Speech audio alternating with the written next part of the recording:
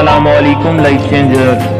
हमारा आज का टॉपिक है सब्र की ज़मीन पर। दोस्तों, हरी भरी फसल मिट्टी के खेत में उगती है, ना कि सोने चांदी के फर्श पर। ये महदूद मानों में सिर्फ ज़राअत की बात नहीं, बल्कि यह ज़िंदगी का आलमगीर कानून है।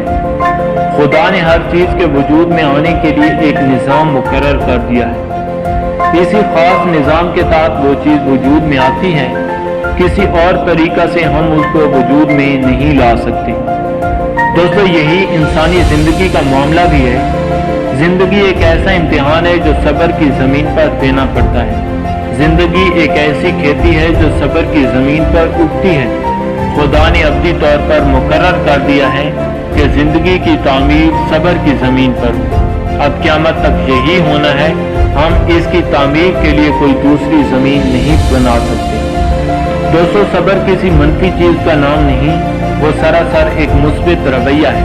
सब्र का मतलब है बेसोचे समझने कर गुजरने की बजाय सोच समझ कर अपना काम करना, जज्बाती रद्द अमल की बजाय शऊरी फैसला के साथ अपना मंसूबा बनाना, वक्ती नाउमीदियों में मुस्तकबिल की उम्मीद को देख लेना, हालात में घिर कर राय कायम करने की बजाय हालात से ऊपर उठकर राय कायम करना।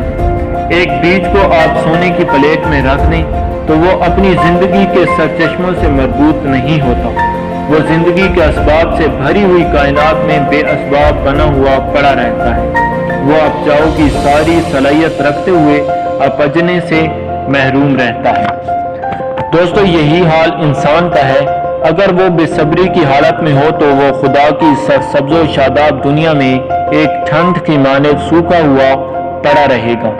लेकिन सब्र का अख्तियार करते ही वो अचानक खुदा की ज़मीन में अपनी जड़ें पा लेता है और बढ़ते बढ़ते बिलाखिर पूरा दरख्त बन जाता है। जब आदमी हकीकी मायनों में सब्र का सबूत देता है तो वो बंदों की सतह पर जीने की बजाय खुदा की सतह पर जीने लगता है। दुनिया की तारीकियों से गुजरकर वो आखिरत की वुसअतों में पहुंच जाता है। वो बेमैनी जिंदगी के मरहले से निकलकर बामैनी जिंदगी के मरहले में दाखिल हो जाता है। सब्र वाला इंसान ही मोमिन इंसान है और उसी के लिए वो अब्दी इनाम मुकद्दर किया गया है, जिसका दूसरा नाम जन्नत है।